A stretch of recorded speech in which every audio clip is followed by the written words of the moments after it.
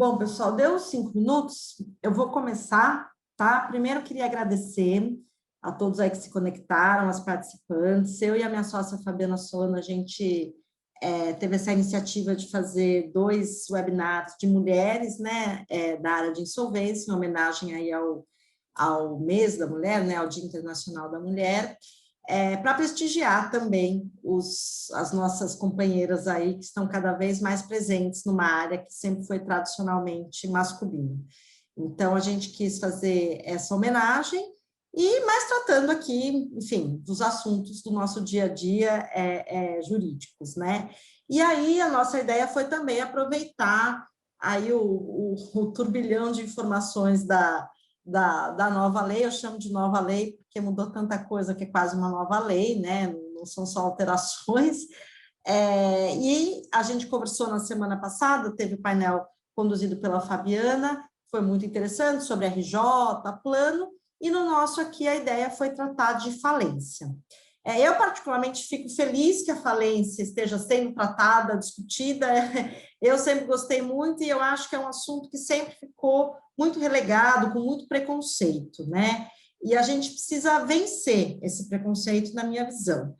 Primeiro porque é um instituto sério, é um instituto importante, é um meio de extinção de sociedades. Então, há sim empresas que não querem mais ter atividades, não querem uma RJ, mas não têm condições de pagar seu passivo com o seu ativo, e também o sócio não vai assumir, e o caminho dela é uma autofalência, é uma falência, não é de solução irregular, é um meio legítimo de ser feito, mas que no Brasil, infelizmente, historicamente, é muito ineficiente, né? A gente tem uma atuação muito grande em falência, você tem casos no escritório de 20 anos, 30 anos, às vezes o acionista ali nos procura, vamos tentar resolver isso, ou um fundo, vamos tentar, tem ativos lá. Então, historicamente, é difícil, até aqui nas varas especializadas tem falências muito antigas, isso porque a gente conta aqui com juízes muito preparados e acostumados, espalhados aí no interior do Brasil, não acontece, né? E é difícil para todo mundo lidar com a falência. Até o estagiário tem dificuldade de pegar a cópia do processo porque não entende nada. Então, eu vejo isso como muito importante. Então, primeiro, a gente ter o respeito do Instituto da Falência como algo sério, para várias medidas, e aqui agora, essa intenção do legislador de tentar dar mais credibilidade para ele, né? E como que isso foi feito, né? A lei trouxe algumas alterações que basicamente mexeram em coisas, em pontos nevrálgicos mesmo da falência, né? A primeira delas foi a venda de ativos, né? O que acontecia na maioria das falências que a gente via? Uma demora muito grande para vender esses ativos. Então, até virou auto de arrecadação, avaliação, levar para leilão, não podia preço vil, o mercado tinha um sucateamento desse ativo. Aquilo ia perdendo valor, quando ia para vender, já perdeu o time, já não tinha mais valor nenhum, e aquilo ficava ali. Em casos de imóveis, o imóvel era ocupado, você tinha, às vezes, que fazer a reintegração de posse, aí aquele cara que vinha comprar, ou ia jogar o preço lá embaixo, o trabalho ia ficando incabível para aquele administrador, sem receita para pagar honorários e despesas. Então, o que a lei fez, né? Aí, para quem não acompanha, colocou alguns prazos, não sei se eles serão praticáveis, né? A Osana vai poder falar disso, mas colocou uns prazos para a gente tentar acelerar esse processo de falência. Então, o AJ vai ter que apresentar com 180 dias um plano de venda de ativos, né? E, inclusive, sobre pena de destituição, e a ideia é que não tenha preço vil, primeiro leilão avaliação, segundo 50%, e depois não interessa mercado, não interessa quadro geral de credores, né? É para seguir e vender mesmo. Então, resolveu uma ponta muito importante, que é a ponta da venda, para que esses ativos não fiquem ali parados. Não resolveu, na minha visão, a outra ponta, que é o pagamento dos credores, porque não tratou de forma eficiente do pagamento dos credores, que continua, em tese, sendo depois do quadro geral de credores, ou pelo menos depois de já feitas as decisões da respectiva classe de credores, mas vamos ver o que o judiciário vai conseguir tratar. A lei também trouxe um outro aspecto que eu considerei bastante positivo e que a gente vê no dia a dia sobre o encerramento sumário. Então, aquela falência que não tem nada e que ficava se arrastando ali, o AJ já pode falar para o juiz, ó, juiz, deixa eu te contar, não tem ativo aqui. Porque é difícil até nomear um AJ num caso como esse, porque o risco dessa pessoa trabalhar sem ter remuneração é enorme. Eu tenho amigos que já trabalharam em falência de favor para juiz, tipo, o juiz desesperado, eu não consigo nomear um AJ aqui. Então, também um procedimento de já vender em 30 dias, 60 dias, ninguém quer doar, ninguém quer nem doado, devolve para o falido, porque, veja, pode ser que ninguém queira nem doado, porque aquilo vem com tanta dívida que ninguém quer, presente de grego, né? Então, alguns procedimentos aí que foram feitos, né? O Fresh Start também, que é aquela ideia de extinguir as obrigações do falido, dando aí um pouco de dignidade para ele, sem que ele fique se arrastando. Na minha visão, a lei tem uma pequena confusão, porque tem a pessoa jurídica, tem o administrador e o sócio, né?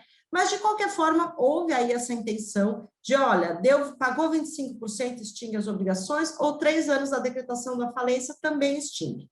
Então, as minhas colegas aqui vou apresentá-las. A ideia hoje é tratar um pouquinho dessa nova falência, das perspectivas que a gente tem, na verdade, a expectativa de que isso traga novos investimentos, de que isso tenha ciência, de que isso tenha reflexos na recuperação judicial, porque, afinal de contas, a falência sempre foi um balizador da recuperação judicial. Era tudo menos a falência, tudo menos a falência. Hoje, em tese, para o credor, a falência pode não ser tão ruim, se ele fizer algo organizado para venda de ativos, e para o devedor, em tese, também pode não ser tão ruim, né? Porque você tem aí a extinção das obrigações, enfim, óbvio que não é o final que ele queria, mas às vezes é um final possível, né? E a ideia é sempre de realocar os ativos na economia. Então, eu acho que é um assunto que a gente tem que discutir mesmo. Então, eu vou apresentar aqui rapidamente, a gente vai ter aqui a Usana Mendonça, que é sócia da KPMG e é responsável por serviço de administração judicial e já atuou em grandes falências em recuperação judicial, advogada, contadora e mãe também, nas horas vagas, que é o que nos resta. Também vamos contar aqui com a Tati, que é advogada, mestre em Direito Comercial, diretora do Instituto Brasileiro de Recuperação e que tem uma atuação muito forte como credora, né, em recuperação, falência, estudiosa do assunto. Temos aqui também a Andréa Amorim, que é a sócia fundadora da Lead Capital e trabalhou 20 anos no mercado financeiro, nos principais bancos de investimentos no Brasil. E, por fim, a Fernanda Gonzalez, que é sócia diretora da BR Partners e responsável pela área de reestruturação do banco. E faz aí a cobertura de setores de consumo, varejo e M&A. Então, a gente tentou trazer aqui um pouco da visão judicial, que eu até brinquei aqui com elas antes de começar, que é, na minha visão, o grande protagonista, porque é ele que vai dar as balizas e a eficiência dele, a seriedade dele, né, que vai transformar um processo impossível ou não. Então, eu posso, como devedor, acionista devedor, que a gente atua aqui, a Tati pelo credor e a Andréia e a Fê para trazer essa visão de mercado, né? A Andréia agora está atuando até também pelo devedor, em RJ, e a Fê tem uma visão também de mercado, e pode tratar também, quando a gente for abrir para ela, do quanto há ainda esse preconceito que eu comentei aqui. Então, para começar, para a gente não se alongar demais, eu vou abrir para a Usana, para ela contar um pouquinho como que ela está vendo, um pouco da experiência dela e como que ela está enxergando essas alterações que também deram uma cutucada aí no administrador judicial e na atuação dele. Usana.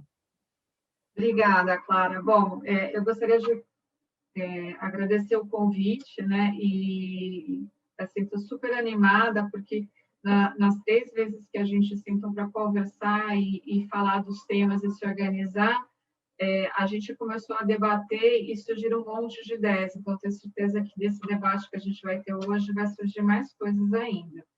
E só para iniciar o nosso debate, eu separei alguns pontos que eu gostaria de colocar, que seria a visão do administrador judicial. Então, assim, eu não vejo a falência como uma coisa ruim, pelo contrário, para mim, a falência é um instrumento excelente para a gente regular a economia, né, da gente fazer de forma organizada o fechamento de uma empresa que não contribui mais para a sociedade, para dar espaço que as outras empresas continuem operando, né?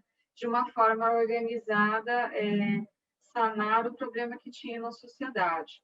A lei, né, a 14.112, ela sugere várias alterações que eu dividiria em dois blocos, né? Um, para mim, ela está positivando ações, né, e procedimentos que já estavam sendo adotados em vários processos que eu conheço, alguns que eu atuo ou não, lógico que principalmente pelos juízes das comarcas principais, né, que atuam muito mais focado em recuperação e falência, mas também eu vejo juízes do interior de São Paulo com atitudes proativas também em relação à falência, e existem outras mudanças que a lei trouxe, que eu acho que vai facilitar, mas eu não sei ainda como que vai ser a implementação. Então, assim, um grande ponto que as mudanças da lei trouxe foi acelerar vários processos. Como você já colocou, a questão da venda, né? Quando a lei traz, olha, tem 180 dias para vender o ativo após a apresentação do laudo de arrecadação, isso é um prazo que antes não tinha, né? Ficava ad eterno. Não sei se ele vai ser operacional, porque cada caso é um caso. Então, uma coisa fechou a lojinha da esquina. Eu vou lá, né, como administradora judicial, arrecado tudo, vendo tudo que é móvel o mais rápido possível, o imóvel talvez demore um pouco.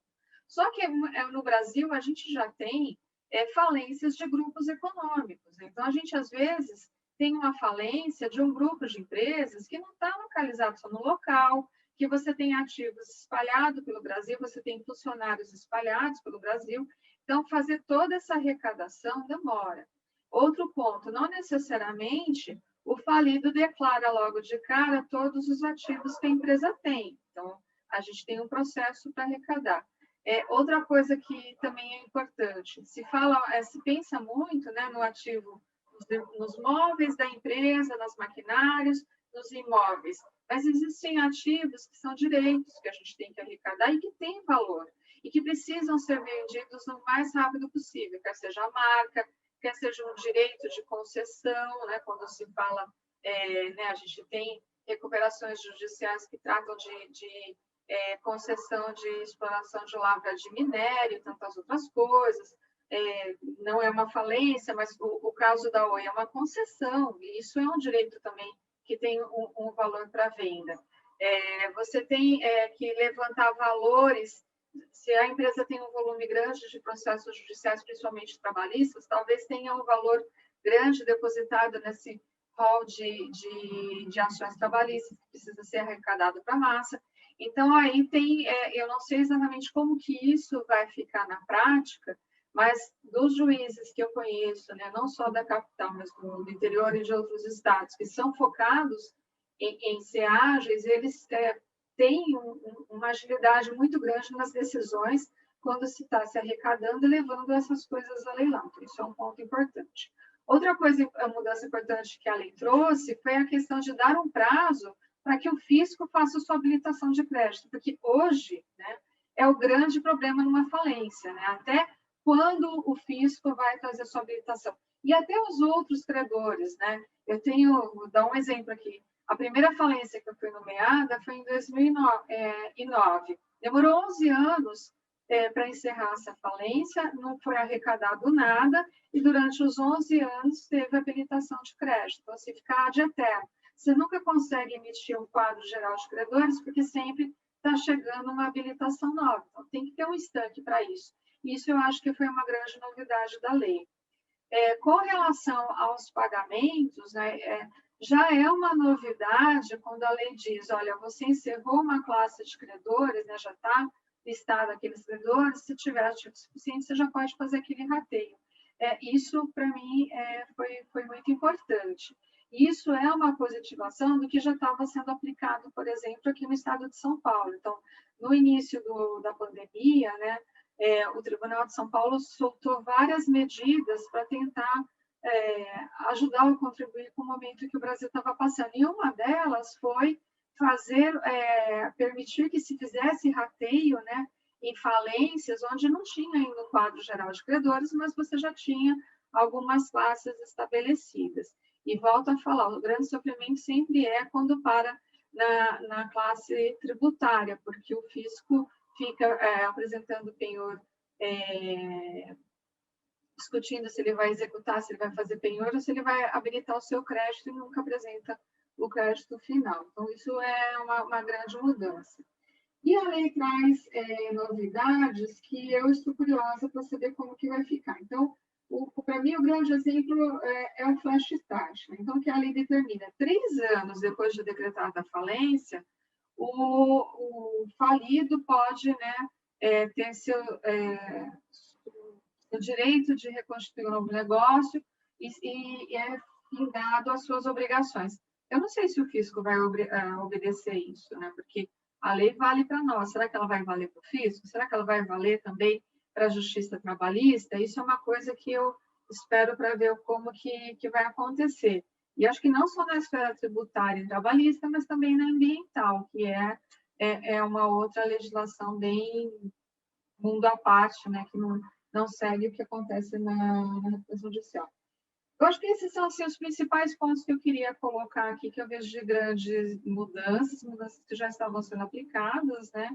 E, eu lembrei de mais um que é super importante, né?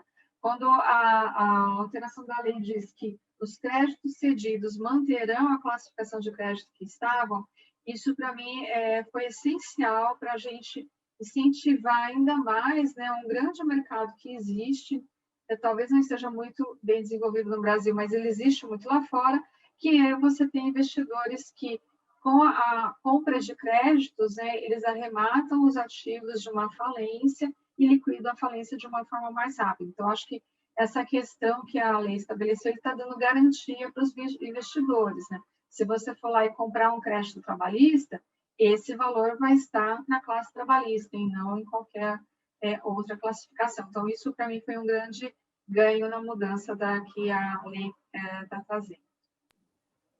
Obrigada, Sandra. Com certeza, acho que essa sua experiência é muito legal, porque eu acho que alguns juízes realmente vinham tentando, principalmente os mais otimistas, eu acho, e mais espertos, na verdade, né? Porque quanto mais agilidade der, mais rápido ele tira aquele processo também da carteira dele ali, que aquilo fica se arrastando, prejudica os números dele, principalmente no interior, né? Então, eu acho muito bacana você trazer isso, né? Essa questão da arrecadação também é algo que eu refleti, né? Porque até comentei com vocês, os 180 dias é do auto de arrecadação. A depender dessa falência, esse auto de arrecadação pode demorar muito para ficar pronto, até porque ele vem acompanhado de um laudo de avaliação. Então, assim, eu acho que também ainda vão precisar alguns ajustes, a gente também não pode ser muito otimista, talvez, porque eu acho que os ajustes ainda vai precisar de um judiciário muito eficiente, né? Essa questão do fisco que você colocou também concordo plenamente pela minha experiência, que era realmente um caos, porque o fisco tinha uma posição que ele não ficava nem lá nem cá, né? Tinha aquela, ele é não, mas ele vai receber na coisa, então vai continuar uma execução fiscal para quê? Não faz sentido nenhum. Então, eu concordo com você, esse procedimento tem que vir aqui se habilitar, até porque o fisco ele tá acima do quirografário, né? Então, fica até difícil, porque o juiz começa a liberar sem uma autorização judicial clara, né, legal, os quirografários, pode não sobrar nada para o fisco, né? E o Fresh Start também, eu concordo com você que eu acho que tem uma incongruência na lei também, eu tenho uma visão meio crítica do Fresh Start, porque, primeiro que ele fala em falido, e eu acho que não é pessoa física, não é pessoa jurídica, então é um pouco uma confusão, mas segundo, porque ele colocou prazos lá, então, eu concordo com você que acelerou o pagamento dos credores, mas não o suficiente, né? Às vezes, ter todas as impugnações de crédito de uma classe julgadas pode demorar, né? E aí você tem opções lá, por exemplo, 25% de quirografário, vai demorar muito para chegar nessa hipótese. E 3 anos da decretação da falência, você pode ter uma hipótese em que passaram-se 3 anos da decretação da falência, extingue as obrigações do falido, mas não encerrou a falência. E aí o juiz vai ter que interpretar, talvez, para dizer, olha, não tenho como extinguir a obrigação do falido se eu nem encerrei, assim, ou ajustar, porque é até um pouco incompatível, fica uma coisa meio estranha. Então, não querendo só ser crítica, mas é que eu acho que a falência focou só em alguns pontos, e esse ajuste sistemático e de todo o processo, o juiz vai ter que continuar fazendo no caso concreto, né? Para a gente conseguir até usar de forma eficiente essas novidades, né? Acho que a Tatiana Flores, deixa eu falar seu nome inteiro, tanta... Todo mundo me chama de Tati, tá tranquilo, Clarinha. Pode complementar um pouco também sua visão aí, e até pela sua atuação pelo credor também, né? Eu acho que tem que ter uma posição crítica mesmo. Primeiro, boa noite a todos. Queria agradecer imensamente a oportunidade de estar aqui debatendo um assunto do qual eu sou muito fã. Fiquei bastante animada com as alterações e com profissionais que eu gosto muito, reconheço. Então, estou aqui mais para aprender com vocês do que para falar qualquer coisa. Mas tentando ser bem objetiva aqui, por conta do nosso tempo, eu acho que nós somos um país em que nós, credores, somos ameaçados pelo devedor com a sua falência, né? Então, acho que a primeira mudança de mentalidade vem com um olhar diferente também do credor, em face desse devedor aí, e a possibilidade, talvez, não do pagamento, porque eu concordo com a Clara e com a Osana com relação a você esperar que agora a alienação rápida dos ativos, você vai pôr a mão no dinheiro assim que o administrador conseguir vender, eu compreendo que não vai ser assim, e é inclusive o que eu tenho discutido com os nossos clientes. Mas existe um outro ângulo que a gente pode olhar para o processo falimentar, e este ângulo é que a alienação realizada rápida pode trazer valor. Então, existe um chapéu também de credor barra investidor, e pode ter um credor fornecedor estratégico que tem um direito muito grande lá, quirografário, mas que tem interesse, eventualmente, também se apresentar para adquirir um ativo, para conseguir fazer uma realização diferenciada, ou que há um outro player, um concorrente que consegue assumir o negócio. Então, existem meios e mecanismos que hoje estão um pouco mais claros, tanto no artigo 142, que trata da alienação de ativos, e eu particularmente sou fã da falência, porque quando a gente tenta fazer um negócio, até com o chapéu do credor, em algum outro procedimento de insolvência, às vezes a gente esbarra num conflito de interesse com o acionista. E com todo respeito, eu prefiro ter a Osana olhando a contabilidade e onde estão os ativos. Eu sei que a informação vai vir clara, mais correta. Então, muitas vezes, talvez é um convite aos credores para olhar, será que agora não é chegado o momento de a falência talvez não ser uma ameaça? Pode ser uma ferramenta importante para a gente conseguir, sim, ter uma alienação rápida e talvez uma saída mais rápida, em que eu posso ceder o meu crédito para esse investidor que está chegando e, portanto, ter uma recuperabilidade melhor. Quando eu tenho brigas societárias, acionistas complicados, às vezes é preferível ter um administrador judicial nesse contexto, né? E aí, fazendo coro também com o que a Clara comentou, eu tenho muitas dúvidas e queria jogar uma pimenta aqui, porque eu não consigo me segurar com relação à questão do fisco, principalmente quando eu oriento o credor, né? O credor vem me procurar e fala, olha, eu tenho um crédito aqui, o meu devedor faliu. Você tem garantias, né? Tem alienação fiduciária, você é um credor de ACC, qual que é a natureza jurídica do seu crédito? Eu sou um credor quirografário, né? Então, você já fala, bom, tá aqui o lenço e tal, e aí o credor já fala, bom, perdi 100%, né? Mas queria pôr essa pimenta na questão do fisco, é algo que me preocupa muito, embora eu tenha que dizer que tentar trazer o fisco para habilitar e ter uma solução, esses 3 anos, eu tenho dúvidas de como vai ser interpretado, e eu acho que a gente precisa ter uma construção jurisprudencial mais sólida por conta do artigo 191 do CTN, porque se vocês forem ver, o artigo 191 diz o seguinte: a extinção das obrigações do falido requer a prova de quitação de todos os tributos. E aí a gente tem na regra da lei falimentar, que é uma lei especial, que fala que tem um prazo decadencial de 3 anos para que esses credores venham trazer. Então, eu, como advogado de credor, a primeira coisa que eu falo, gente, quando decretou a falência, tem prazo decadencial. Não habilitou, não se moveu nesses 3 anos, perdeu, né? Isso vai valer para o fisco? E eu acho que é importante, é importantíssimo que isso seja regulamentado ou seja decidido de uma forma firme, porque senão nós, credores quirografários, assim, nós já não vamos ver o valor que a Osana vai conseguir obter com a alienação rápida dos ativos, porque, como a Clara ressaltou, a gente tem o quadro geral de credores, que é quase um unicórnio, né? Etéreo. A gente não sabe quando ele vem, quando ele vai trazer, quando ele vai aparecer e quando vai se iniciar o pagamento. Ah, perfeito, Tati, mas aqui tem a regra do 16, tem um quadro provisório, pode ir pagando, mas aí tem que ter o julgamento das habilitações ou das impugnações. Aí eu falo, gente, calma, não é muito... Não, mas, Tati, deixa eu só complementar. O que você tem, aquilo que está sendo julgado ainda em impugnação, você mantém como reserva. Perfeito. Mas você já consegue fazer reserva. Agora, se eu não tiver um crédito líquido, eu tiver numa discussão sobre a liquidez, a gente pode ter uma discussão ali. Olha, eu já me peguei, Osana, de ter que ir até o STJ para conseguir a reserva do crédito, porque não é tão simples assim. Eu concordo. Mas, Osana, a sua interpretação do 16, acho que é legal para a gente pensar, porque é um ponto bem importante mesmo. Eu tive uma visão um pouco mais pessimista dele. Porque quando ela diz todas as impugnações julgadas, assim, porque ele fala assim, você pode pagar aquela classe desde que todas as impugnações estejam julgadas. A tendência é que você tenha um volume grande de impugnações. Então, assim, o que eu vi de forma pessimista, não sei se eu estou interpretando errado o dispositivo, é que até que tenha julgamento dessas impugnações que já existem, primeiro que não tem um marco de quando, né? Porque você pode pegar, na sequência tem uma, demora às vezes, né? Então, eu não sei qual que é a tua interpretação, e acho que é legal até a prática do que você tem visto, de possibilitar já começar pagamento, e esses rateios também, que às vezes inviabiliza quase que o pagamento, né? Porque todos os rateios... Ou reservas, né? As reservas, exato.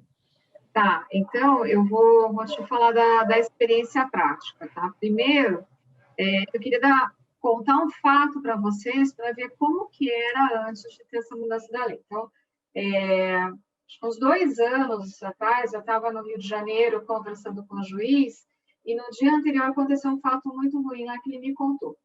Acho que todos nós aqui conhecemos a falência da Varig. Tá? Então, assim, gente, há 4 anos, 5 anos atrás, o administrador judicial da Varig foi agredido na frente do fórum pelos credores, porque desde quando foi decretada a falência, ele tem um valor muito significativo depositado, mas não tinha sido feito pagamento nenhum.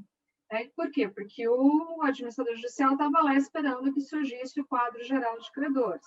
Como até então não existia um limite para ter a habilitação de crédito, impugnação de crédito, aquilo vai ad eterno. Né? Até pouco tempo atrás, eu não tenho entrado ultimamente, não sei, não havia quadro geral de credores do processo da Varig, que foi a primeira recuperação judicial quando surgiu a Lei 11.101. Você olha o disparate. Tá? O que eu tenho de experiência na prática? Tá? As habilitações do extraconcursal, da classe 1 e da classe 2 são super rápidas. Não é ad eterno, tem impugnação. Dependendo do tipo de empresa, talvez demore um pouco as habilitações trabalhistas, quando se tem um volume grande de trabalhadores. Mas, mesmo assim, eles são super ágeis. Assim, o boca a boca vai super rápido. As pessoas ficam sabendo, olha, habilita lá porque vai pagar, e aí chove a habilitação de crédito trabalhista. Então, não é isso que demora. Eu diria que o fisco demora, sim, ad eterno, as habilitações dele, mas a classe trabalhista, não.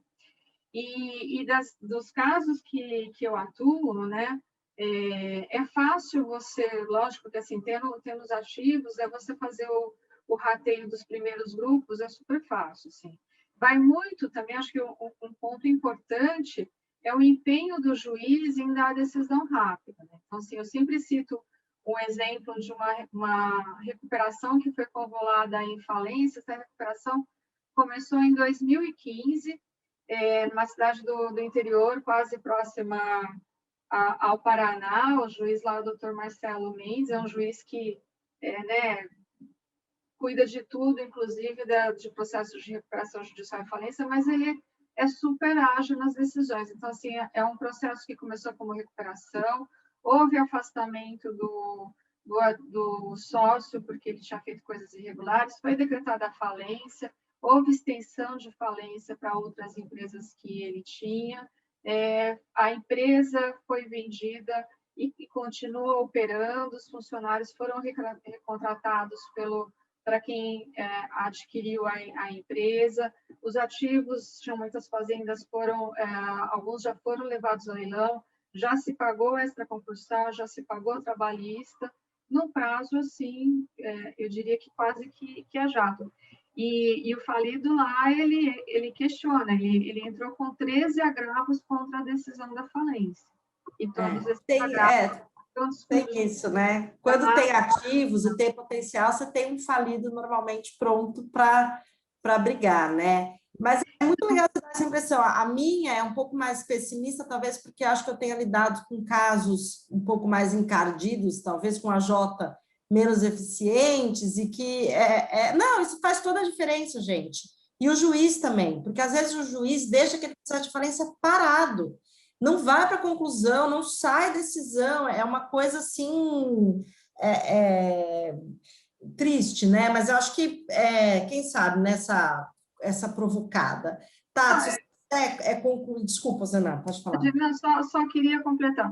Eu tenho casos também que já faz 6 anos para recadear ativo, até hoje eu não consegui que a juíza me permita que eu leve a leilão. Isso tem também. Mas eu acho muito importante a gente enfatizar que quando, né, no grupo credor, juiz, administrador judicial, ao foco no empenho, uma coisa acontece. Sim, eu não tenho dúvida que eu acho que, infelizmente, boa parte dos problemas da falência, eles são estruturais. Eles são estruturais de poder judiciário, com volume de trabalho que aquele juiz não dá conta, e às vezes não quer dar conta porque também não gosta, de um administrador judicial que muitas vezes não é sério, espalhado pelo Brasil aí, ou não faz o papel que ele tem que fazer. O que você vê de casos antigos em que teve destituição e troca de antigo síndico, a Jota, porque o cara não fez o trabalho dele, né? Então, eu acho que, mais do que a lei, até esses pontos críticos que eu estou colocando na lei, eles seriam facilmente superáveis, tanto que os juízes aqui em São Paulo, atuando com você de forma séria, conseguem de uma forma ou outra, né? O grande problema é o tamanho do Brasil continental e a gente conseguir que isso seja feito não só aqui na nossa bolha de São Paulo, né? E Rio também, né? Tati, se você quiser concluir sua fala aí para eu abrir para as meninas, para a gente não se alongar. Na verdade, eu estou super ansiosa para ouvi-las. A questão, o recado que eu gostaria de dar, e é algo que a gente tem tentado trazer para os nossos clientes credores, é que o processo falimentar hoje, ele ganha um protagonismo que eu acho que é mais importante, e talvez pensar no processo como um outro ângulo também para você poder fazer ou poder ceder o seu crédito ou poder também adjudicar eventualmente ativos, que pode ser uma alternativa, né? Quando a gente tem um administrador sério, um juiz comprometido, a gente também faz acontecer. Com certeza. Andréia, se você quiser aí dar um pouco da sua experiência em banco de investimento, agora especificamente que você tem orientado aí bastante também, tem assessorado devedor, né? Essa busca aí do investidor, de alguém interessado nos ativos, enfim. Bom, obrigada pelo convite. Para começar, eu acho que, assim como a Tati falou, eu estou aqui muito para aprender, né? A minha formação não é no jurídico, eu venho do mundo da administração, então meu mundo é mais o financeiro. E como a Clara no começo pontuou, né? A questão de vencer o preconceito com relação à falência, e eu estava me sentindo um pouco mal aqui de falar do ponto de vista do devedor, que a gente, até como assessor financeiro, tenta evitar ao máximo a falência, né? Eu acho que isso é onde a gente acaba tentando mostrar que tem muito mais valor se você consegue fazer um processo estruturado antes do ponto da falência. E agora a curiosidade nossa é se, de fato, todas essas melhorias que vieram aí com a nova lei, se na hora do vamos ver, se isso vai realmente se concretizar. Porque eu vejo, sim, celeridade, eu vejo vários dispositivos que, em tese, né, na teoria, de fato, vão trazer valor para o devedor, inclusive, que vai poder vender seu patrimônio ali de uma maneira mais rápida, ele não vai ter que gastar com manutenção de ativos aí por algum tempo, né? Porque a gente sabe que tinham fases que levavam séculos para você poder fazer a venda de um ativo e minimamente alguém tinha que contribuir ali para a manutenção daquilo para não se deteriorar ainda mais. Então, acho que obviamente essas coisas vêm aí com muito valor para o processo, mas se a gente puder evitar, eu ainda estou um pouco apegada na reestruturação pré-falência. Mas sim, vamos lá, vamos colocar um pouco no lugar até do assessor em que o cliente precisa, ou esse é o caminho que eu acho que a gente tem que realmente abrir a cabeça e talvez trazer isso como uma solução possível, tentar sentar, negociar, fazer uma preparação mínima aí para chegar nesse ponto, para evitar a perda de valor, né? Na falência, você não vê uma reestruturação, não existe reestruturação nesse ponto, aí já é uma venda de ativo, já é um desapego do próprio acionista do negócio, e quando a gente fala aí de fresh start para a figura do empresário, ela existe, né? Vocês bem comentaram aí com os devidos prazos, mas acho que acaba sendo mais um fresh start para o próprio business, para aquele investidor que vai entrar e vai poder fazer ali uma compra rápida de um ativo, e ele vai poder, talvez, até aproveitar ali dos empregados e trabalhadores que foram dispensados num prazo não muito longo, porque, teoricamente, vamos falar aí dos 180 dias, um pouco mais, né, um pouco menos, mas são funcionários que foram dispensados, que provavelmente aí estão sendo amparados pelo seguro-desemprego, pelos seus 5 meses, então, talvez até casaria aí para você poder, como o olhar do investidor, trazê-los de volta para esse novo negócio, né? Porque a gente sabe que quando um investidor compra uma massa falida ou uma companhia nessa situação, ele tem que recolocar, ele tem que recontratar, e isso também é uma dificuldade. Não é algo assim tão simples. Então, a gente também vê essa celeridade toda do processo de uma maneira que beneficia todo o entorno ali, né? Muitos dos nossos clientes, a gente bem sabe, estão localizados no interior do Brasil. Essas indústrias, elas alimentam e movimentam toda uma economia local, então acho que isso é bastante importante de lembrar que tudo que está vindo aí de melhorias e novidades com relação a processos e prazos mais curtos também vai beneficiar o entorno e a geração de valor para toda a cadeia, né? Não só ali para a companhia, nem para o próprio bolso do investidor. Eu acho que, assim, do ponto de vista prático, a falência para o devedor, eu não vejo ainda muita mudança. Eu acho que ele ainda, né, continua sofrendo ali com a impossibilidade de exercer a profissão, seja ela ainda como empresário novamente, ou até se ele é eventualmente um profissional de uma empresa, ele continua com algumas amarras aí que ele demora para conseguir se desvencilhar. Então, acho que por isso, do ponto de vista assim, de assessor, a gente tem ainda um pouco de pé atrás, acho que a gente vai ter que experimentar alguns processos aí para sentir que é um mar navegável, que é tranquilo e que todos os dispositivos estão funcionando em prol do devedor. E aí, para o lado dos fundos, eu acho que uma das principais aí, benefícios do que a lei trouxe é a preservação mesmo da natureza dos créditos, né? Então, acho que isso vai trazer mais segurança, vai trazer mais transparência para quem está interessado em entrar e se arriscar num leilão ou numa compra de um ativo estressado na falência.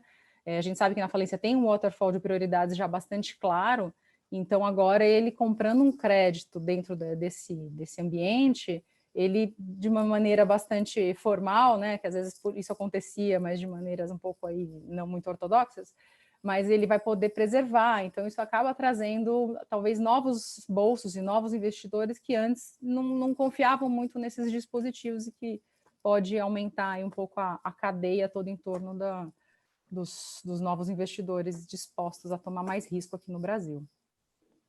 Obrigada, André. Eu acho que eu entendo bem o que você diz na minha atuação como advogada de devedor, né? O devedor vai continuar tendo sempre muita resistência à falência, porque você tem o instituto, você tem o ativo que tem que circular, os recursos que tem que circular, mas você tem, muitas vezes, um devedor ali que construiu algo e que, às vezes, ele enxerga aquela falência como uma decretação Uma derrota. uma derrota, como algo... E não deixa de ser.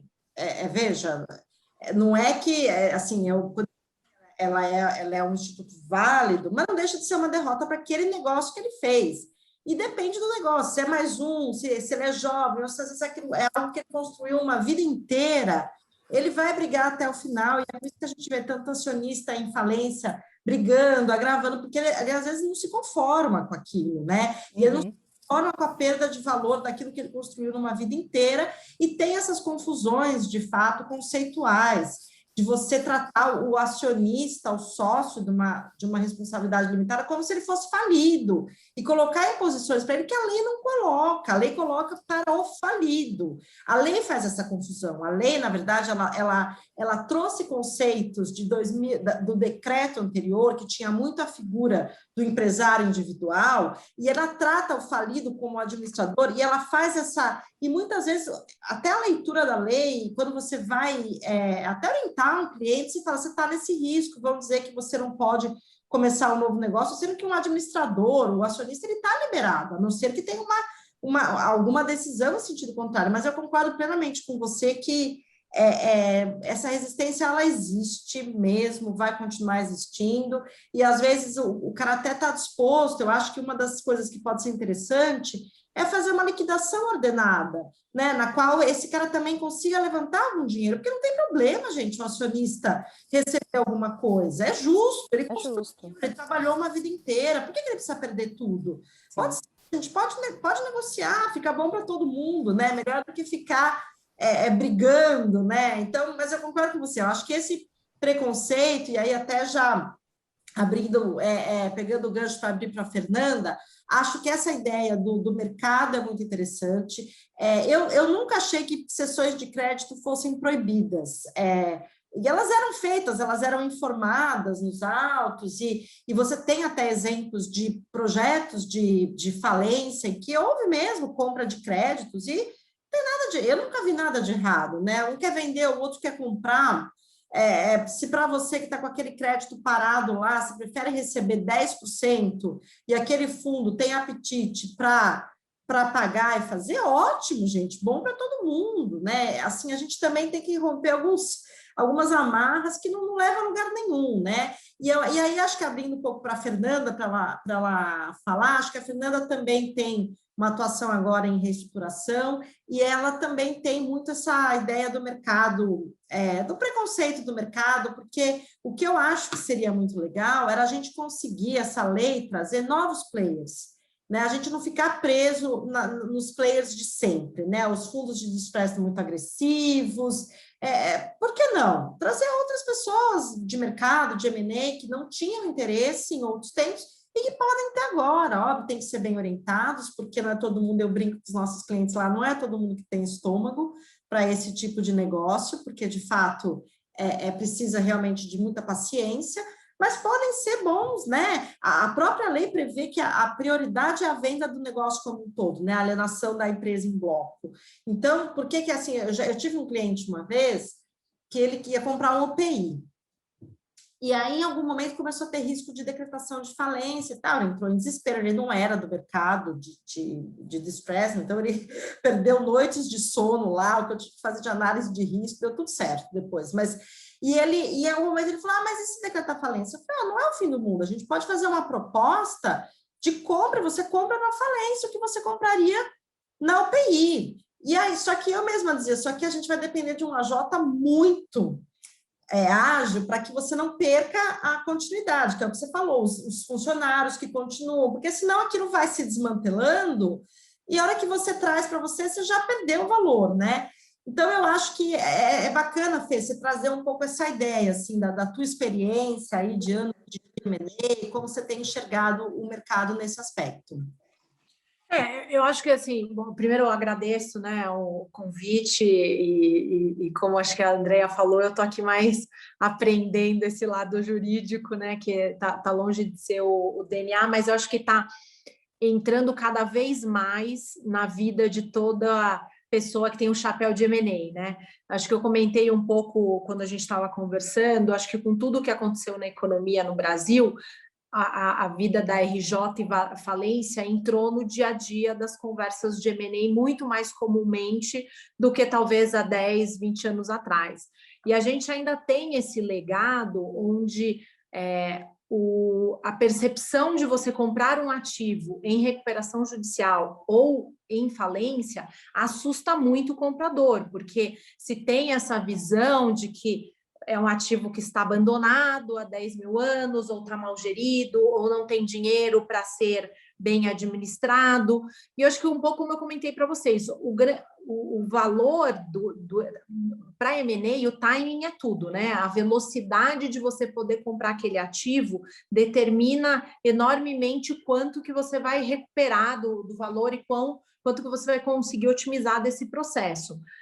Então, quanto mais velocidade, celeridade e segurança para o processo a lei traz, melhor você vai conseguir ter um processo que maximize valor e você traga o estratégico para a mesa, antes de, né, primeiramente, porque tradicionalmente o estratégico sempre vai pagar mais pelo ativo.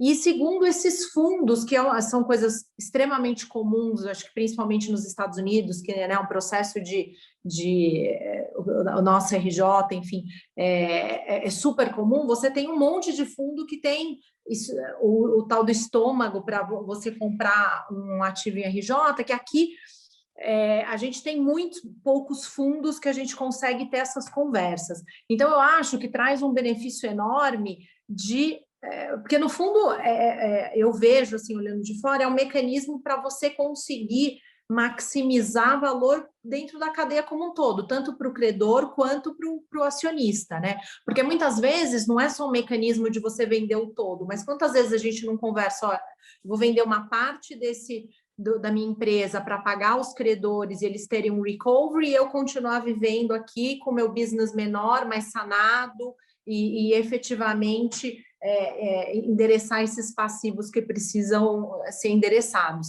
Então, eu acho assim, que o que eu posso trazer, né, de um pouco dessa visão do outro lado, né, do M&A dentro desse contexto de uma forma geral, eu acho que quanto mais velocidade e segurança jurídica você traz para o processo, maior a chance de você ter mais interessados, porque às vezes são ativos que todo mundo tem muito interesse, mas a pessoa não quer a dor de cabeça de ter que lidar com um processo de falência.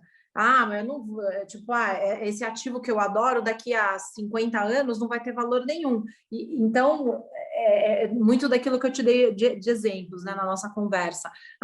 Uma marca de varejo, se você está vendendo ela e ela ainda está com a loja no shopping, é uma coisa. Ou, por exemplo, uma fábrica operando e vendendo, né, tipo, sei lá, uma marca de biscoito, está ainda no supermercado, lá tem um valor. Se ela não aparece no supermercado há 10 anos, isso aí é um valor residual. Então, eu acho que essa limitação e você colocar uma velocidade no processo acaba permitindo que você efetivamente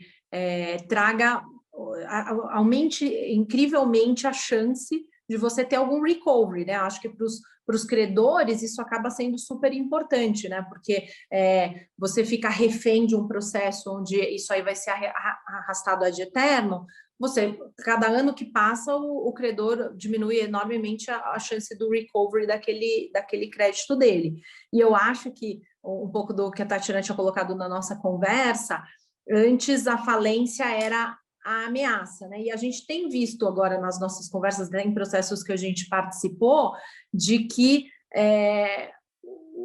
começa assim, olha, a falência não é mais um bicho-papão, ou a gente senta para negociar, ou eu vou seguir por um caminho que nunca se imaginou que os credores cogitariam. E hoje você vê, fala assim, olha, ninguém quer levar uma empresa à falência, mas ou a gente senta para negociar e ter um balanço de equilíbrio dos pedidos e das conversas, ou eu vou seguir por esse caminho porque me parece que existe uma chance de eu vender o ativo e de ter um recovery. Então, traz um pouco de equilíbrio, eu acho que nas negociações, né? Porque, e ao mesmo tempo, você tem a possibilidade de aumentar o recovery para todo mundo. Então, acho que acaba trazendo um benefício grande para os processos. Óbvio que eu acho que é um processo longo, né?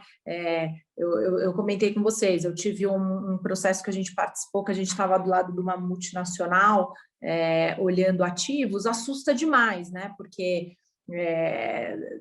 são coisas muito típicas do Brasil, você tem a jurisprudência muitas vezes é horrorosa, né? Tipo, você assusta todo mundo, o cara acha que está abraçando uma bomba. Então, acho que quanto mais você tem exemplos de que mais gente está entrando nesse processo e você está tendo bons resultados no processo, mais gente vai olhar, tanto do ponto de vista do estratégico, que eu acho que é super importante, e esses fundos que muitas vezes uma coisa que eu acho que a gente não comentou, que é super importante no processo, é o DIP, né, dentro num processo de RJ e de falência.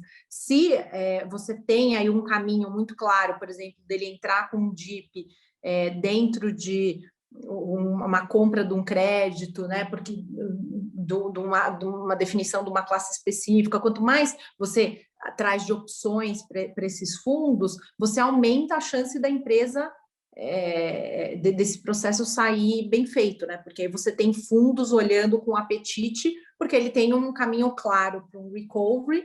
Às vezes o banco já efetivamente provisionou, já quer sair daquele crédito, está interessado em botar para um terceiro, e um terceiro, a um preço certo, pode dar sobrevida para a companhia. Então, acho que são todos movimentos que ajudam muito num diálogo tradicional de você dar vida para essas empresas que muitas vezes são bons ativos, passaram por um momento específico econômico desafiador, mas que podem o business ter um futuro muito bom na frente, se adequadamente executado, né? Exato, acho que é uma visão bem legal da manutenção do business, né, da atividade, porque às vezes dá dó, às vezes é uma atividade que ela tem valor, ou uma marca que ela tem valor, né?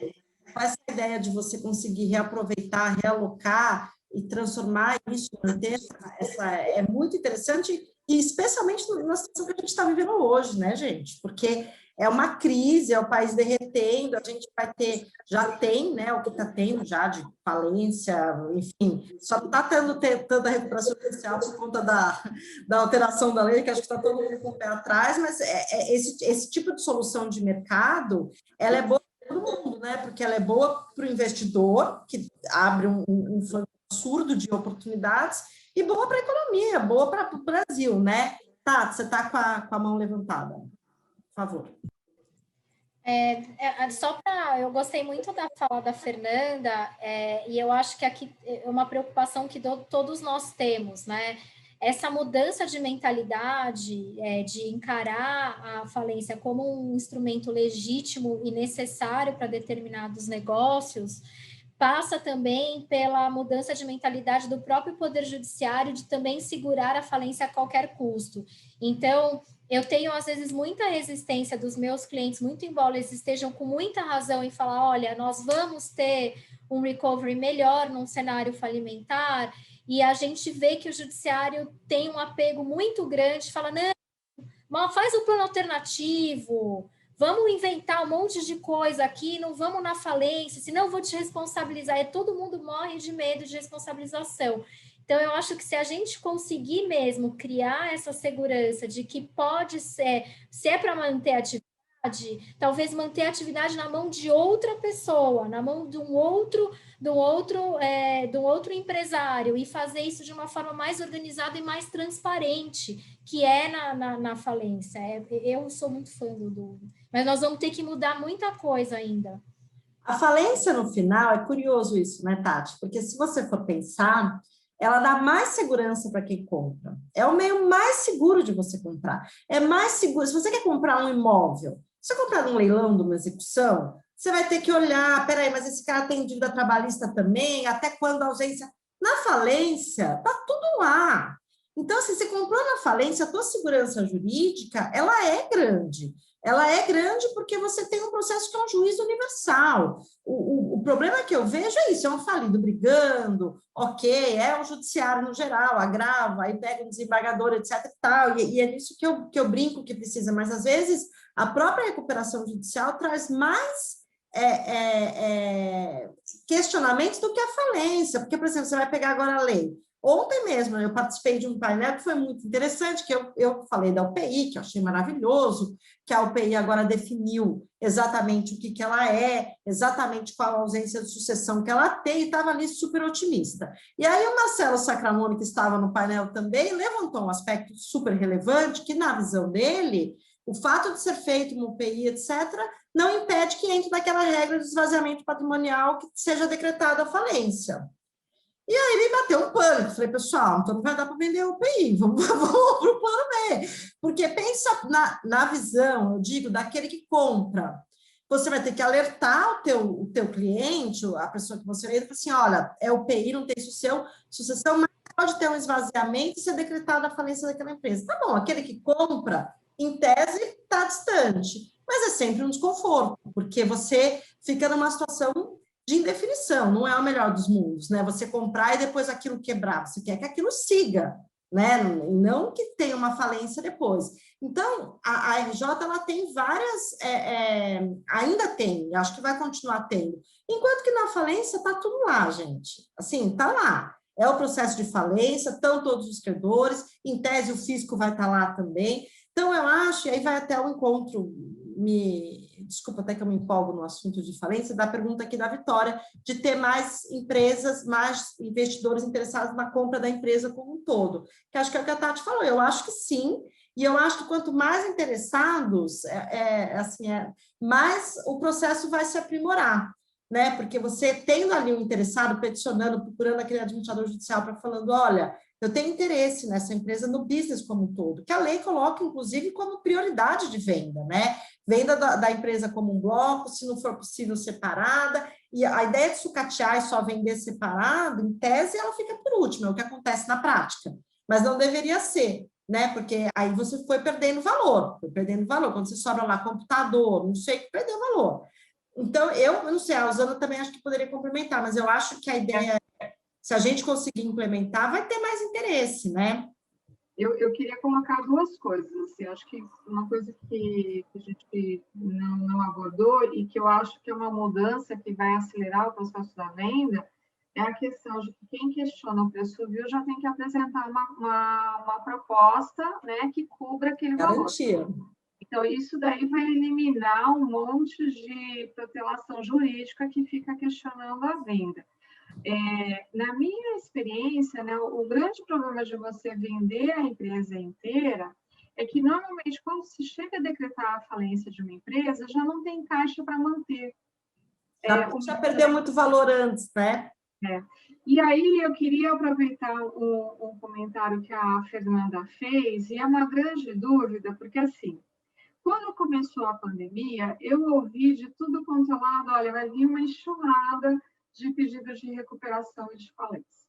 Não aconteceu. E não aconteceu no Brasil. E, assim, eu sempre falo com os meus sócios da Capimig de outros países, né? Não aconteceu na Ásia, não aconteceu na Europa, não veio mesmo, aonde a lei ela é mais saxônica e o credor tem mais poder do que tem aqui no Brasil. Não veio assim enxurrada. Por que não veio? Porque no ano passado os bancos estavam mais acessíveis a renegociar a dívida, então protelaram um pouco mais. Essa ação do governo, não só do Brasil, mas de outros também, de injetar dinheiro na economia, dando lá o benefício, os valores mínimos para as pessoas, injetou dinheiro na economia, então, de uma certa forma, né, várias coisas aconteceram. Mas não tem mais gás para isso, né? E no nosso país, em si, a pandemia não vai, infelizmente, não vai acabar agora, não vai acabar no primeiro semestre do ano, né, no estado do outro. E aí a minha pergunta é, o que é que vai acontecer? Então, assim, a Fernanda deu o exemplo do varejo, né? Você comprar uma loja, né, uma boa marca que está lá operando, que tem cliente, ela tem valor. A partir do momento que ela perde a clientela, ela já não tem valor. O que vai acontecer, né? E aí eu vou fazer uma pergunta entre mulheres. Com lojas de roupas e sapatos, nós não estamos comprando como nós comprávamos antes. Não. Então, assim, vão ter várias marcas pequenas, infelizmente, né, que não tinham não tem capital de giro, não vão conseguir se manter, né? E vão chegar assim, olha, eu estava fechada e não sei se eu vou conseguir. Porque acho que um grande aspecto que eu vejo nesses anos que eu trabalho com recuperação judicial e falência é que o Brasil ele tem ótimas empresas, mas muitas vezes falta ao empresário capital de giro. Então, assim, a empresa vai para a recuperação judicial, para a falência, não porque o negócio não era bom, mas porque não tem capital de giro. E muitas vezes o sócio, né, o fundador, fica naquele apego pessoal. Então, em vez dele vender, né, passar para um cara que tem equity, que vai pegar o negócio dele, vai injetar dinheiro e vai fazer uma coisa, daí ele não vende e fica com aquele negócio até virar osso e morrer numa falência. Né? O grande, se fizesse uma estatística, eu diria que 80% dos casos é problema de capital de giro, né? Porque o sócio não tem capital de giro e não consegue achar passar para frente ou captar aquela empresa. Mas o negócio em si era bom. Né? Então, vamos pegar o mapping. Se o mapping fosse vendido imediatamente, ainda existiria. Ainda existe a falência. E aí, e era muito legal. Então, assim... Mas a minha visão é a mesma que a sua, Zana, de mercado. E aí, eu realmente me preocupo muito do que é que vai acontecer. Assim, eu sempre tenho uma discussão com o doutor Sacramone, porque ele fala, não, vai acabar, não vai ter mais recuperação judicial, não vai ter mais falência, por causa da lei. Então, eu falei, vai ter. Eu só não sei como é que vai ter. Mas que vai ter um volume. E o volume, né, eu fico me imaginando, me colocando nos sapatos de um empresário, né? Como é que eu vou apresentar um plano de recuperação judicial se eu não sei quanto tempo a pandemia vai acabar? Se eu não sei se vai ter lockdown? Se eu não sei se eu vou voltar a operar ou não? Se eu não sei como é que vai acontecer meu consumidor? Mas eu acho que eu assim, tive exatamente a mesma impressão que você. Quando começou a pandemia, vai vir um monte de RJ, eu falei, isso não veio. E até o nosso termômetro no escritório também não veio por isso, porque as empresas ainda tinham alguma gordura, os bancos foram um pouco mais complacentes, teve essa injeção. Eu acho que teve algumas medidas muito importantes, né, que o governo federal fez, por exemplo, suspensão dos contratos de trabalho, isso evitou muita demissão. Agora, eu concordo com você, agora a gente nessa segunda fase da pandemia é muito difícil, né? Eu comentei, acho que com a Fernanda Gonzalez esses tempos, né? Loja de roupa, a gente recebe, né, mulher, a gente recebe aqui, esses dias eu recebi de uma loja cara, 80% de desconto, e aí até eu, que em outra circunstância teria comprado, falei, gente, mas não vou comprar sem necessidade de comprar essas roupas nesse momento, que eu tenho um monte de vestido lá, que acho que eu nunca usei, estou nesse home office. Então, assim, é difícil, eles estão se virando como pode, né? Eu conversei esses dias com um amigo, dono de uma rede de restaurantes muito conceituada em São Paulo, muito boa, e ele falou, estou desesperado, ano passado eu consegui me segurar, hoje eu estou com delivery, o perfil da comida que eu vendo não é de delivery, é comida, enfim, ele falou, não funciona no delivery, e é 6% do meu faturamento, estou esperando o que o governo vai me dar, eu tenho 220 funcionários. Então, é difícil, né? Acho que... e o substituto está aí, não vai ter como fugir. Diga, Andréa. Exatamente o que vocês comentaram, e acho que o que vai acontecer, essa segunda onda, vai ser que vai, de fato, pegar as empresas, vai pegá-las nesse contrapé, a tempestade perfeita, que agora elas gastaram o pouco capital de giro que elas tinham, gastaram o que elas praticamente não tinham, porque, como a Usana bem falou, o perfil de companhia brasileira, obviamente tirando aí as, né, super AAA, elas tendem a operar com, assim, muito curto ali o dinheiro do dia a dia, né? E isso não tem como. 3 meses é o prazo médio que se tem aí para segurar uma onda, eu diria. E a gente já está há 1 ano nessa. Teve, né, um pouco de ajuda de economia, os bancos, sim, esticaram bastante a corda porque ninguém queria quebradeira lá atrás, mas agora vai ser meio que a corrida do quem cobra primeiro, sai primeiro. Então, a hora que isso começar, porque o último que chegar para cobrar vai ter menos para dividir, aí vai ser um negócio bastante complicado. Não vai, e é como também comentamos, né? Já gastamos o que não tínhamos, como é que a gente entra agora nessa segunda onda de não tem consumo, não tem o dinheiro em caixa e não tenho perspectiva de quando isso vai voltar, se é que vai voltar, no mesmo patamar que eu tinha antes. Difícil projetar como sai da pandemia, mas também é difícil projetar como é que vai ser meu novo nível de consumo, como é que é o novo normal do faturamento de uma empresa. Ela não consegue mais dizer. É muito difícil. Gente, antes da gente encerrar, eu vou só fazer uma última pergunta aqui, que foi até da minha sócia, da Fabiana Solano. Ela questiona aqui que teve algumas alterações importantes na ordem de prioridades na falência, né? Então, o DIP passou lá até aquela super prioridade como extraconcursal. Então, ficou, inclusive, na frente do ACC, que antes era objeto de restituição, e passou a receber como extraconcursal. Então, vem primeiro o DIP e depois os pedidos de restituição, né? Então, ela pergunta, os incentivos ao DIP na falência animaram os investidores para essa modalidade de financiamento e o ACC será reprecificado diante desse downgrade?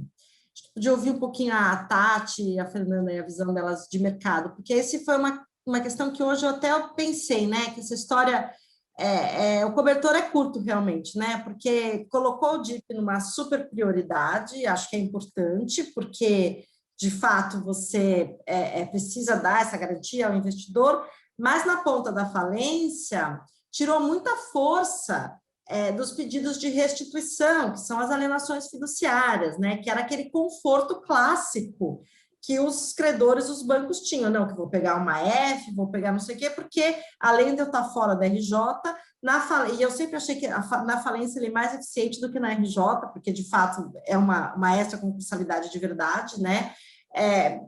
Gente, eu sou a fã da falência. Você, não, na falência é legal, na RJ você vai... Clara, pelo amor de Deus, você...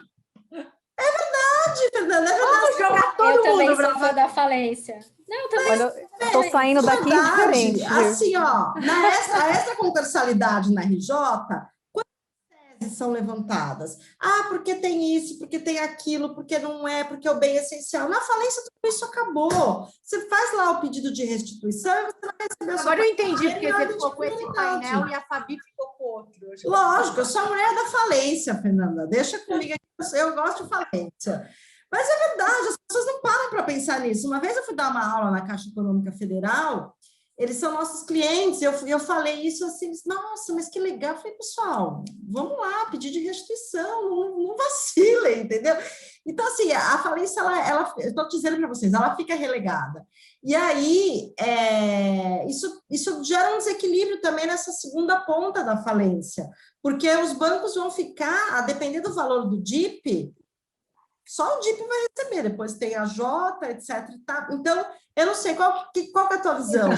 Mas é que eu acho... A minha concede DIP. Da Fê também, quero ver as Faz duas. um novo produto.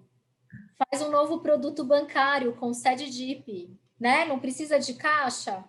Vamos lá. Não, e eu acho, assim, o que eu tenho visto, porque, assim, chega uma hora que os bancos tradicionalmente, ou credor tradicional, ele já não tem apetite de risco para aquele crédito. Mas como a Usana bem colocou, muitas vezes, se você não tem capital de giro suficiente, não existe venda, sobrevivência do ativo, e esse é o grande problema de você ter processos extremamente longos, porque de repente é um ativo fantástico, mas não tem capital de giro, ninguém quer colocar mais R$1, e aí o que poderia ter um ótimo recovery para todo mundo, vai todo mundo para uma situação bem pior, porque não tem esse dinheiro novo. Eu tenho visto que muitas vezes os próprios bancos ou os credores atuais estão dispostos a dar esse espaço para o DIP, porque ele sabe que se não tiver alguém dando dinheiro novo para essa empresa sobreviver até a alienação, vira uma situação ruim para todo mundo. Aí o recovery de todo mundo desaparece. Então, eu acho que, assim, tem essa colocação que você está falando, mas vai machucar os credores atuais, mas nessa situação eles já estão machucados, né? É a realidade da vida. Chegamos num momento que ou RJ ou falência já significa uma situação complicada para os credores. E você ter alguém com apetite de risco para, numa situação já de distress, colocar dinheiro novo, você precisa respeitar esse apetite de risco, porque senão, se você não tem um DIP, morreu todo mundo. Então, eu acho que assim, esse DIP é super comum em outros mercados, e aqui sempre foi super bicho-papão, você tinha 2, 3 caras assim, com estômago para isso, e você tem visto, eu vejo cada vez mais fundos super conceituados, sofisticados, vindo à mesa para essa discussão do DIP, porque a partir do momento que todo mundo entende a importância, ele vai ter a sua proteção jurídica e tem tá claro, né? Seja porque o juiz vai homologar dentro do plano, ou agora cada vez mais claro, e todo mundo quer esse cara, e os próprios bancos falando, olha, tá bom, vou deixar o espaço aqui para o DIP, porque a gente sabe que essa empresa precisa de capital de giro para os próximos X meses, e sem esse dinheiro. Então, eu acho, assim, o que eu tenho visto nas conversas é uma valorização, inclusive, dos credores existentes, e eu acho que isso é super importante, exatamente para esse timing no processo que ele acaba sendo longo, e que você precisa de dinheiro novo e precisa ter o apetite para isso, e, portanto, a proteção. Então, eu acho que todo mundo aprecia, e quanto mais esse capital de risco existir, melhor para cada etapa do processo, né? Sei lá, um banco tradicional não tem esse tipo de apetite, não é o DNA dele, ele precisa de alguém com esse pocket para apoiar as empresas que eventualmente chegaram nesse momento de precisar o DIP, para que todo mundo saia, né? E você repaga o DIP e ele tem um recovery, pelo menos algum recovery, né? Eu tenho visto nas conversas muito isso, não sei sabe a opinião. O banco tradicional, né? Porque brincadeiras à parte, né? Não é que eu acho que as empresas têm que falir, não. Eu ainda acho que a recuperação judicial deve ser o primeiro caminho, desde que haja um potencial, e acho que é o que você falou, o DIP, às vezes, é ele que vai viabilizar a recuperação judicial. Porque, né, como a Zana colocou, há um problema de caixa, de fluxo de caixa, as empresas não têm caixa. Então, às vezes, ela precisa desse DIP. Se o DIP vem, funciona, né? Ela consegue, aprova um plano, paga, ela tem lá o potencial. Se não vem, é aquela loucura, é o plano que você não consegue fazer um plano que agrade o credor, porque não cabe no seu bolso, você não tem esse investimento. Então, a gente conhece bem as dificuldades de um processo de recuperação judicial. Quantas vezes a gente, como advogado de devedor, eu já falei, já ouvi o Thomas falar, mas isso não cabe no meu bolso, isso não cabe. O credor, às vezes, está ali indignado, com razão, porque a condição que está sendo oferecida é ruim, ninguém tira a razão do credor, porque ele deu o crédito, né? Mas não cabe, eu posso colocar no meu plano, mas eu não vou cumprir, né? Então, eu concordo que o DIP tem que ser realmente valorizado, e eu acho que o mercado vai ajustar isso, como a Tati colocou, né? Talvez, quem sabe, os bancos tradicionais vão se sentir um pouco mais confortáveis agora de trabalhar no DIP, né? Saindo aí as primeiras decisões, dando o conforto que a gente precisa, né? Não sei, Tati, você ia comentar? Não, eu ia comentar, não se esqueçam que o DIP pode virar equity, né? A gente, quando viabilizou a possibilidade da conversão dos créditos em equity, sem a sucessão também, pode ser um DIP que vire equity. Então, aí você atrai outro tipo de financiador aí para dentro dessa jogada, né? O cara pode assumir o risco de falar, bom, eu vou fazer o turnaround, e aí eu vou conseguir levar esse negócio para frente, ainda que tenha como sócio minoritário os antigos controladores. Então, pode ser uma saída. Eu acho que esse é um ponto muito bom, de que assim, a gente começou a ver, por exemplo, o estratégico com caixa, disposto a fazer o DIP com o direito de preferência de compra, por exemplo, né? Então, tem essas discussões, enfim, tem muito mecanismo que ainda precisa ser, acho que, desenvolvido, mas muitas vezes, assim, por exemplo, o interessado na compra daquele ativo está disposto a fazer o DIP se ele tem o direito de comprar lá na frente, ou ter o equity, ou o que seja. Com certeza. Tenho uma pergunta para vocês, assim, eu não conheço nenhum caso de uma recuperação que teve DIP e foi convolada em falência. Então, assim, no começo da lei, né, eu vi várias vezes, e até discussões interessantes entre o Dr. Thomas e o Fernando Luiz Paiva discutindo se o DIP ia ter preferência ou não. Na prática, eu nunca vi isso ser colocado em teste. Vocês conhecem algum caso em que houve DIP e foi convolado em falência? E assim, eu acredito muito assim, que o problema das empresas no Brasil é falta de capital de giro. A partir do momento que tem a entrada, quer seja convertida em equity ou não, o negócio dá certo. A empresa... Eu conheço também. Aliás, são pouquíssimos casos que a gente, né, até nesse painel, mas ontem o Marcelo falou, não existe, porque todo mundo cita lá o S, blá, blá, blá, mas é tão pouco num cenário... não sei se você conhece, Tati, eu não conheço, e eu acho assim, a gente até já conversou com alguns clientes, e aí a gente até, um deles me falou, estou inseguro, não vou fazer, eu falei, não, gente, agora tá disciplinado, tem que fazer, não percam oportunidades, assim, porque é isso, embora a gente tenha que valorizar a falência, ela tem que ser tratada com respeito, porque ela é um instituto interessante, a recuperação judicial ela é melhor, né? Ela tem que ser a prioridade, mas se para isso o DIP vai viabilizar, a gente precisa, né, aproveitar isso, né? Isso precisa ser implementado, assim. Acho que as pessoas agora têm que ter coragem de fazer, né? Com autorização judicial, e aí a gente vai começar a ter essa jurisprudência, né, Osana? Porque a verdade é essa, o teste a gente só sabe quando decreta falência, né? Então, mas não O livro... conheço nenhuma falência no caso que teve DIP, assim, eu realmente nunca via isso ser testado, né? Qual seria a prioridade do DIP se fosse decretada a falência? Eu não vi isso na prática ainda. Eu também não. Agora a gente vai começar a ver, em algum momento. Tomara que não muito, né? Porque a verdade é que se foi dado o DIP e ainda assim teve a decretação da falência, é sinal de que não foi suficiente, né? Assim, porque a do DIP é, de fato, aquele financiamento que vem, óbvio que ninguém é bonzinho, né? Ninguém faz para salvar a empresa, mas é a forma de viabilizar, né, o caixa da empresa, assim, e a gente sabe da dificuldade que é, a gente, na nossa atuação, várias vezes já tentamos, e é muito difícil, né, como a Fernanda colocou, o banco tradicional não se sente confortável, e era isso, porque tem a ver com, acho que como a Fabiana Solano colocou muito bem, com essa ordem da falência, porque você tinha o pedido de restituição, ele era uma prioridade que hoje está abaixo do DIP na ordem de pagamentos da falência, né? Então, para que você vai fazer uma F de um imóvel para dar um financiamento, enfim? E aí, às vezes, você pode querer tomar o risco, ok? Pegar essa F do imóvel que eu tomo o imóvel na falência. Se você está na frente agora, né? Que vai receber antes de você e provavelmente consumir boa parte.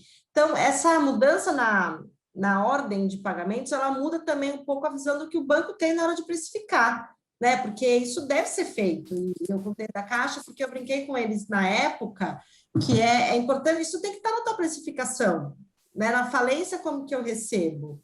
O quanto a F do imóvel é eficiente. Eu vou lá, tomo o imóvel, e na falência você não tem nem muita discussão se não tem essa coisa do stay, etc. e tal, vai lá, vai vender, para acontecer demorar, enfim. Mas vamos ver, Osana, o tempo vai dizer, né, que a gente precisa repetir esse mesmo painel daqui a um ano, fazer assim anuais para a gente ir fazendo tipo um mapeamento, né, do crescimento da falência e o quanto as nossas... A gente poderia deixar as perguntas para se responder, né? E aí, para tentar responder. Daqui a um ano, assim, igual a pessoa faz com criança, né, que vai fotografando todo ano, porque é isso, assim, eu acho que a gente levanta um monte de coisa, a experiência no Brasil é que o brasileiro é muito criativo, né? Aí coisas que acho que ninguém está pensando vão aparecer na jurisprudência e a gente vai ter que ir lidando com elas, é até interessante, acho que para a gente que trabalha na área é muito desafiador, né? Acho que já era antes, porque nunca foi algo... sempre foi dinâmico, né? Mas acho que agora mais ainda, que a gente está todo mundo aprendendo juntos.